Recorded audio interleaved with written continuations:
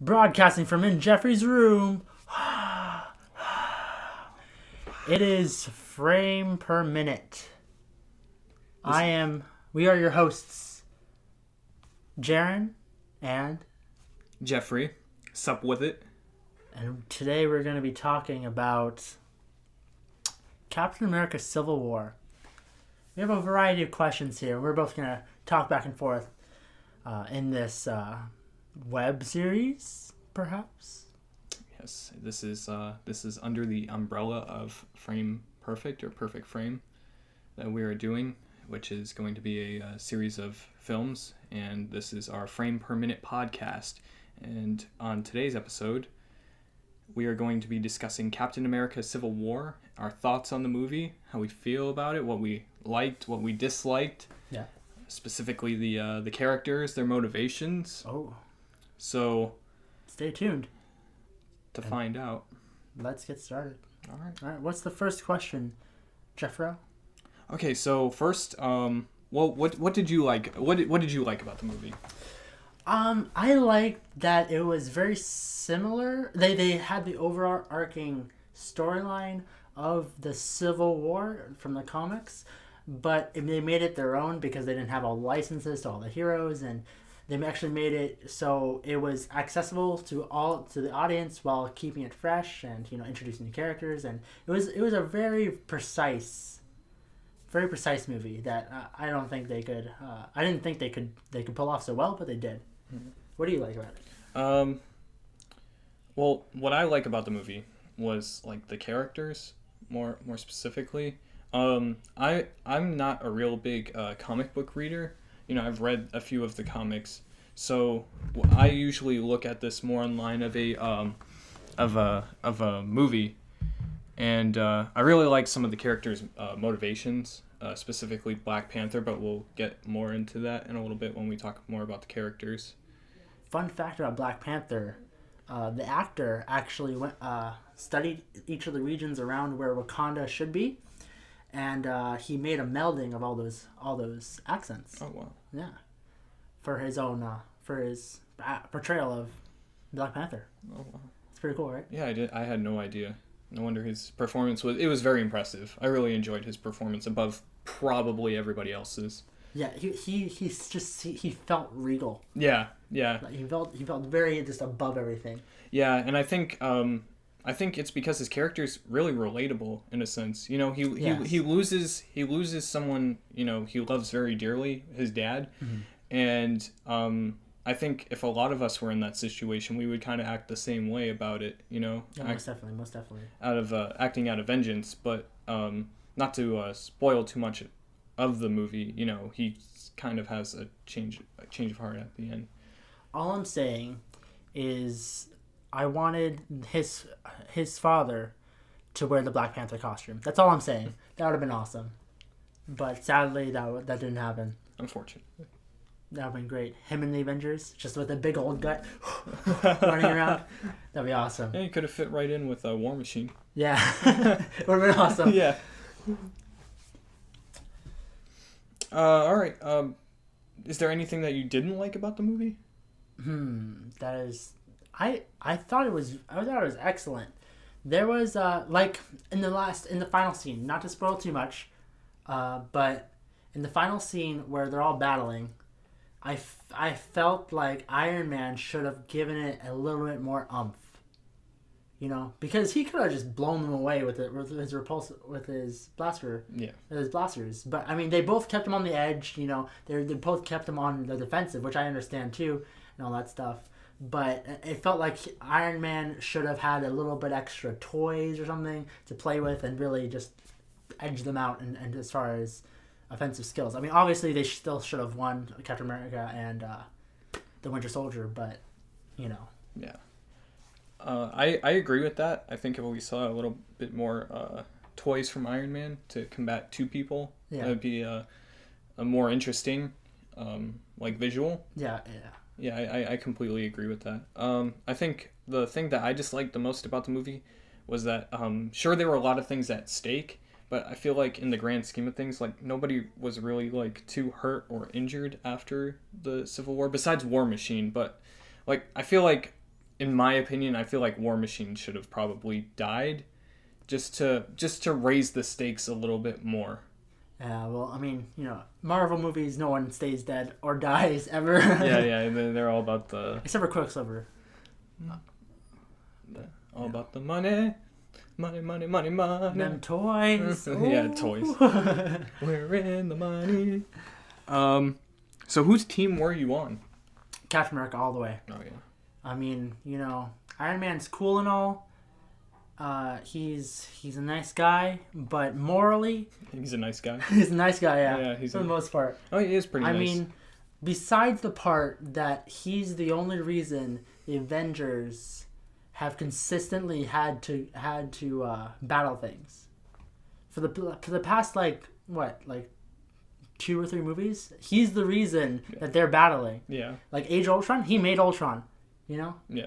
This movie, he tried to go against Captain America. He could have just been like, you know what, Cap? You're right. Yeah. He has too big of an ego. Exactly. And that's all I'm saying. Yeah, I like Iron Man too, but there was no way that I wasn't going to be on Captain America's team, mostly because of what he stands for. Yeah. I feel like of course the collateral damage is bad that the Avengers cause, but compared to everything being destroyed from like Ultron, yeah, or even something bigger than that, I think is worth. Like Thanos. Yeah, he's gonna come in Infinity Wars. Yeah, exactly, with all the Infinity Stones. Yeah, which is gonna be crazy because the Infinity Gauntlet in the comic books, it melds reality. You can literally mold reality with it, which I think will be insane if they actually try to show something like that.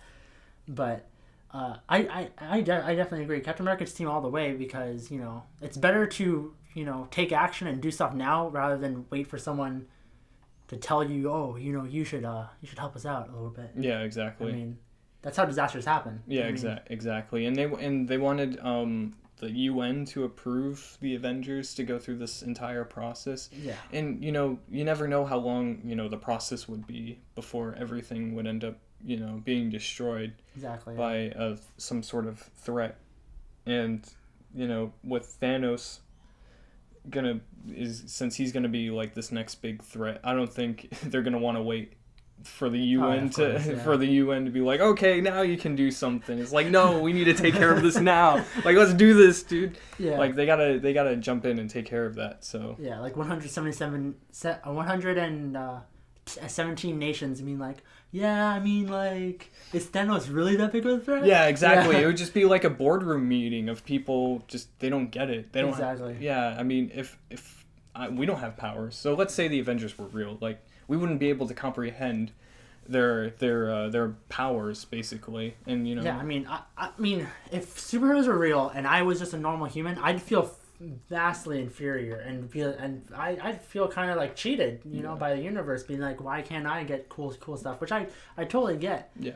But I mean, to prevent the threat, it's kind of like sacrificing. It's like the NSA, and for like a real life example, okay, you're sacrificing security for liberty. Which one do you want? Do you want security or do you want liberty? Most people would sacrifice liberty for security, but that's not the way America was. That's not what America was built on. Mm-hmm. Oh no, I agree. There are definitely things that you have to give up in order to Yeah, most definitely. Yeah. I mean, it's just morals. Yeah. But neither one is good or bad. It's just different opinions about who they are and who each person is. Yeah, except the only reason why you should be on Iron Man's team is because Spider-Man is on his team. That's the only reason. That's the only reason. If you agree with Iron Man, you're just wrong. You're just wrong. That's true, yeah. I mean, the counter argument, of course, for Iron Man team is, we're a bunch of illegals. Yeah. I mean, because we're illegal vigilantes right now. But who cares about that? Yeah, who cares? Just blow things up. We have superpowers. Yeah, we have superpowers. We can blow things up. All right. What were some of the big similarities and differences? You can sort of start with the similarities first with the between this movie and the comic. Well, in the both of them have to deal with morals. In the comic book or in the movie, it's all about morals, basically. Obviously, in the comic book, there was all the heroes. There was so many heroes and stuff like that. There was hundreds on each side, and there was in the Civil War there was no, in the comic books there was no Thor, just like here. Well, there's Robot Thor, but I don't count that as Thor. But yeah, and it in the comic books it escalates It escalates in a better progression than the movie. It's kind of like. To be perfectly honest with you, I'd love a man to come out to save me from 117 nations, defy 117 nations for me. Oh, Bucky Barnes, the lucky man. I'm just saying. Bucky Barnes is a beautiful fellow. Yeah. That's all I've got to say. Man Crush Monday. That's all I'm saying. You're going to see me on Monday. You're going to Instagram it up. #MCM. Bucky and his long, beautiful hair. Exactly. And the another difference between the comic book and the movie is who betrays the other team. In the movie, it's Black Widow. In the comic book, it's Invisible Woman, and they both do very similar things for betraying their respective team. Iron Man. Spoiler alert. Spoiler alert. Han dies too, by the way. He gets stabbed by his child. Yeah. Yeah. Yeah. Empire Strikes Back actually makes a cameo in this movie, which is my favorite part in the movie because Spider-Man says it. My favorite superhero says it's really cool, the Empire Strikes Back. It talks about the walkers. I was just sitting there, like, listening to that. I was just like, this is amazing. Like, I was just like, oh my god. I actually, like, started going crazy. I was like, there's no way this is happening. Star Wars is canon in the MCU, then. That's what it means. Yeah. That means there's Star Wars in the MCU, guys. There's the movies. That means Spider-Man potentially watched the prequels. I'm sad now. He should have never been able to experience this. Yeah. And then at the end, I was kind of sad that because one of the major things of the act in the comic books was these heroes revealing their identity, like Iron Man revealing that he's Tony Stark, or Spider-Man revealing that he's Peter Parker. It was a very, very pivotal moment in the comic books that was kind of lost on the MCU because everybody knows that that's Captain America over there, or over there that's Falcon. That's there's not really any secret identities really in the MCU, which is fine. I mean that's a choice, but Yeah, I think the only one who was kept a secret was Spider-Man. Stop. Oh shit.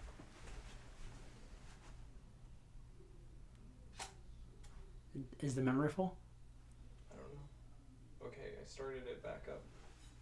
It stopped, like, completely. Oh, really? Yeah. Oh, we have like a chunk of time missing. I'm not sure how long. Okay.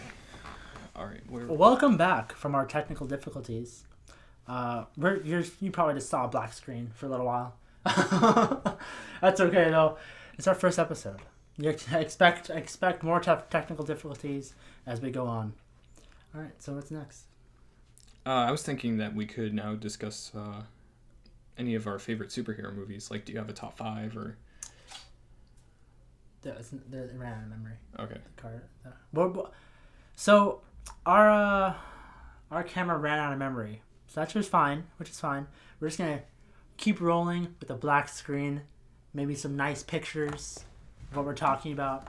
We'll figure it out. It'll be beautiful. We'll figure it out. But my favorite comic movie in general is Guardians of the Galaxy. Oh, that's amazing. First 10 minutes I cried. Oh, you cried? Like, that cancer scene with the mom? Oh, yeah. Oh, my God. Yeah, that was really emotional. I cried immediately. What's your favorite? I usually bounce back and forth between Spider-Man 2 from the Sam Raimi trilogy, so that's the one that came out in 2004. And even though it's not Marvel, the Dark Knight. But if we're going with Marvel here, it's definitely Spider-Man 2. Because a lot of people don't really like Tobey Maguire as Spider-Man. I don't, yeah. I think I think he was underrated. I think he doesn't get a lot of props for being a good Spider-Man. I thought he was good. Like, he wasn't as sarcastic as he should have been, or as much of a loudmouth. But he played a really great Peter Parker. The scenes where he ditches the suit for a while are pretty emotional, and you really want him to bounce back and succeed, and beat Doc Ock. The only thing that I really didn't like about that movie was, like, Kirsten Dunst just screams like every 2 seconds. Kirsten Dunst is a plague in society. We can both agree on that. And it's like nails on a chalkboard, and it's just like, shut up. God. Yeah, she's as bad as Anakin in the prequels. She ruined that movie. I'm willing to go on record and say that. I mean, I don't know if she ruined it, but it would have been 10 times better if in the first movie she dies. Then, you can really connect with Spider-Man and be like, oh, that one girl that he kind of liked for a little while died. And then they should have brought in Gwen Stacy. Reverse the comic books. Yeah, I mean, it would have been better than what they did in Spider-Man 3 when they brought in Gwen Stacy. Yeah, that's boring. That was awful. To be honest, I didn't like the Sam Raimi Spider-Man movies. Oh, you didn't? I didn't like any of them. Oh, wow, okay. Yeah. I mean, it was one of the first comic book movies I saw, but almost all the movies in the comic book movies in the early 2000s I didn't like. Like the original X-Men trilogy, I didn't like that. Okay. Spider-Man trilogy, I didn't like that. I mean, I think it was just the overall mood of all those movies. That, like, it wasn't like it was taken. It was in between being taken seriously and being a comic book. Whereas now it's more taken seriously than anything else, which I truly enjoy. I think it's just like that thing, that stigma. Okay. Yeah, I can definitely see what you're talking about.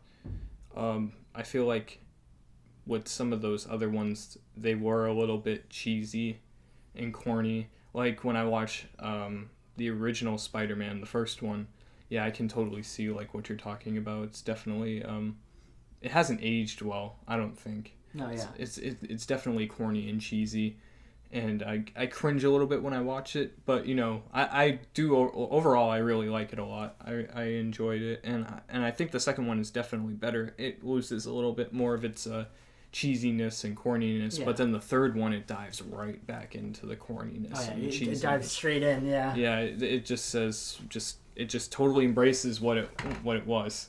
Yeah.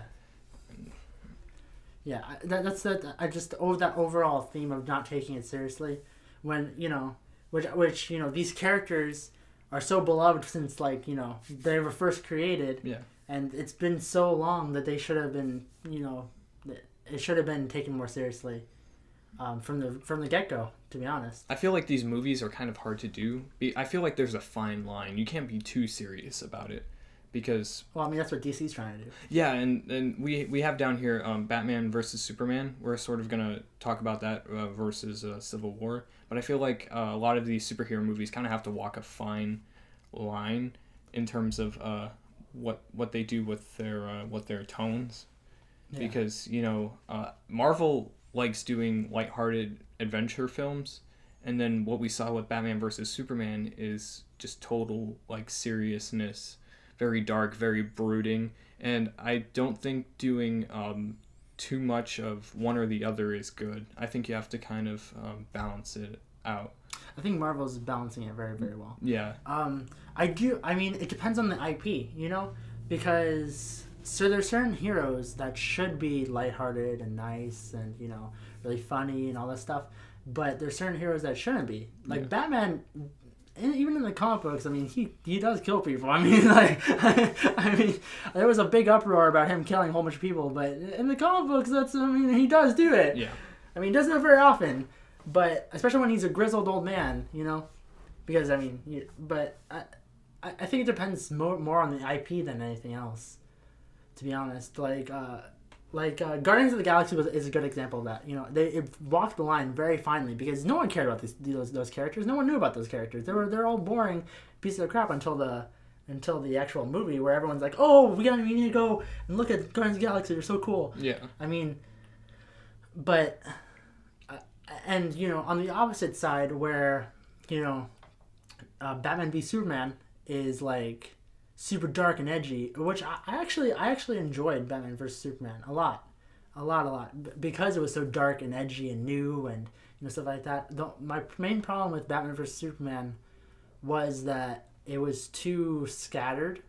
There was almost no backstory. I mean, their whole reason for friendship was Superman saying Martha, Martha, which I mean is cool. I mean, it's kind of flimsy.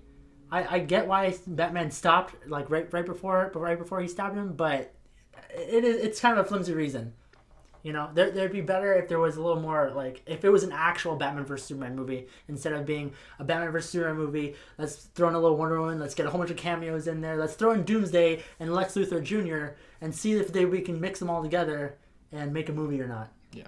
Whereas Civil War is more focused. It's the morals that's your main drive of the story. We'll add a few extra characters in here. And we'll make all the subplots make sense and connect with each other instead of just having a whole bunch of cameos and try to make the star power so great that we have to watch it type of thing. Now there were Batman versus Superman and Civil War did something similar. They introduced a character. In Batman versus Superman's case, like characters.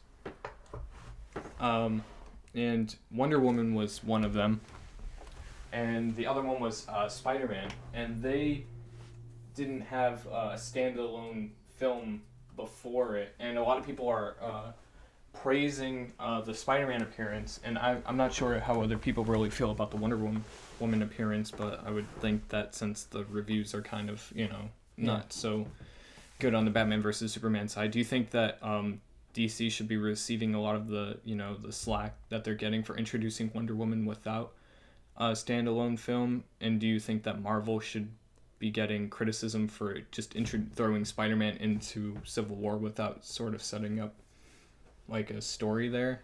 Well, I think that a lot of people know who Wonder Woman is, but there hasn't been a true IP of it, like besides just the comic books. If you're not a comic book fan, there hasn't been a Wonder Woman like anything in years, except for the Wonder Woman TV show in like the 80s or whatever. But that's so long ago. I think we needed something to like just like it could have been anything, to be honest, to kind of set up her powers and make people understand what powers she actually had, so it would make more sense. I mean, I enjoy the comic books and all that stuff, so I know what she can do and all that stuff, but the average moviegoer probably wouldn't.